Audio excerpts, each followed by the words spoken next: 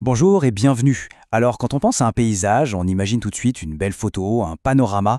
Mais et si je vous disais que derrière cette vue, chaque colline, chaque rocher, eh bien, ça raconte une histoire qui a des millions d'années.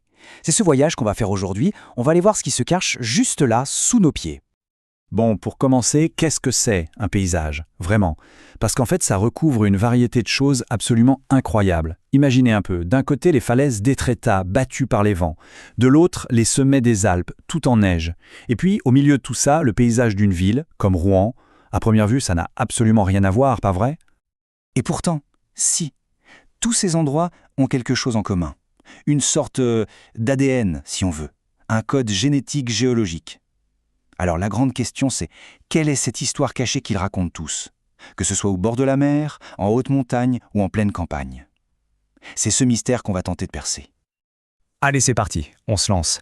Pour vraiment comprendre un paysage, la toute première chose à faire, c'est d'apprendre à l'observer. Attention, je ne parle pas juste de regarder. Non, je parle de le voir un peu comme un géologue le ferait. Et pour que ce soit bien concret, on va prendre un exemple précis, un paysage qui s'appelle la colline des Deux Amants. L'idée ici, c'est toute simple. On va prendre cette grande scène un peu compliquée et on va la décomposer, morceau par morceau. C'est vraiment la base, le b.a.-ba de l'analyse de terrain. Regardez, c'est en fait assez simple. On peut tout trier en 3 boîtes. Dans la première, on met tout ce qui est vivant, les arbres, l'herbe. Dans la deuxième, les éléments minéraux, les roches, la terre, l'eau. Et dans la troisième, tout ce que l'humain a construit, les routes, les maisons. C'est tout bête, mais cette petite grille de lecture, c'est un outil super puissant. Ça permet de commencer à voir le monde avec un œil de géologue. Ok, on a observé ce qu'il y a en surface. Mais maintenant, il faut aller plus loin. Il faut creuser. Parce que le plus important, ce qui explique tout le reste, on ne le voit pas. C'est juste là, invisible sous nos pieds. Et le mot-clé ici, c'est squelette. C'est une super image, pensez-y. Notre squelette, il soutient tout notre corps. Pour un paysage, c'est pareil. Le squelette, c'est la roche qu'il y a dans le sous-sol. On l'appelle la roche-mère. C'est elle, la structure de base, qui va donner toute sa forme au paysage qu'on voit à la surface. Là, on se dit, ok, d'accord, mais si ce squelette est sous terre, comment on fait pour le voir?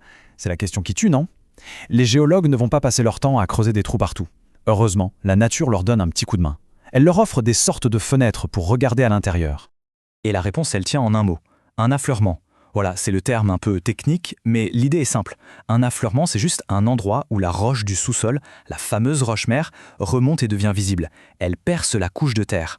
Et ça, pour un scientifique, c'est une mine d'or, c'est une fenêtre ouverte sur le passé qui permet de lire l'histoire de la Terre comme dans un livre.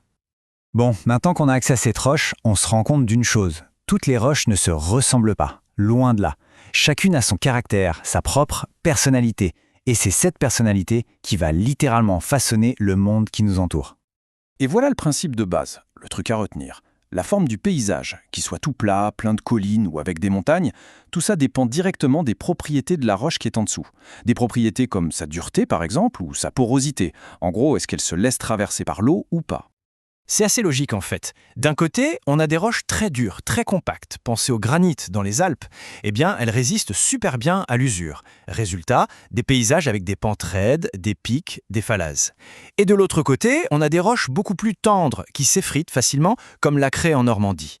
Et là, forcément, l'usure est plus rapide, ce qui donne des paysages plus doux, avec des collines toutes rondes et de grandes vallées.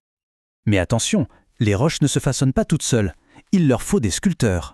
Des forces extérieures qui viennent les travailler, les graver.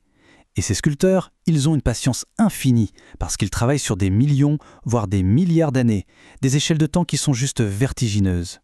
Il y a une phrase que j'adore et qui résume tout ça parfaitement. Les roches sédimentaires sont les archives des paysages anciens. C'est tellement vrai. Les roches sédimentaires, vous savez, celles qui se forment par accumulation de couches, comme un millefeuillet, ce ne sont pas de simples cailloux. Ce sont des livres d'histoire, ce sont les archives de notre planète. Chaque couche nous raconte comment était le monde à une époque donnée.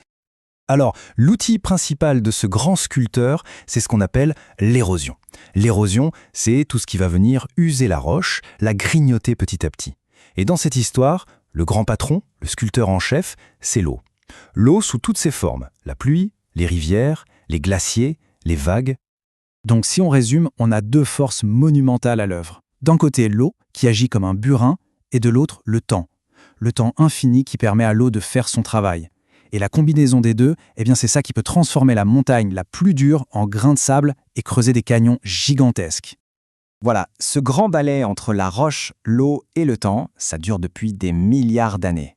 Sauf que, récemment, un nouvel acteur est entré sur scène.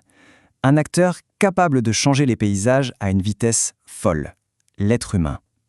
Et cette géologie, elle a un impact direct sur nos vies, mais l'inverse est aussi vrai. Nous avons un impact énorme sur elle.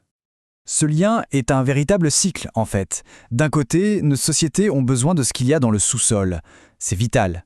L'eau qu'on boit, les métaux pour nos téléphones, les matériaux pour construire nos maisons, tout ça vient de là. Mais évidemment, aller chercher ces ressources, ça a des conséquences sur l'environnement. Et ça nous met face à une énorme responsabilité.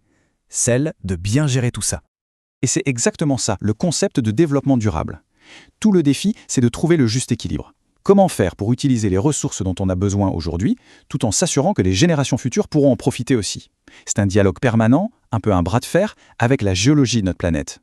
Alors pour finir, une petite pensée à garder en tête. La prochaine fois qu'on se balade, en forêt, à la montagne ou même en ville, il faut essayer de se souvenir de ça. Juste sous nos pas, ce n'est pas juste de la terre. C'est une bibliothèque. Des millions d'années d'histoire. Et savoir qu'on marche littéralement sur des archives, est-ce que ça ne change pas un peu la perspective ?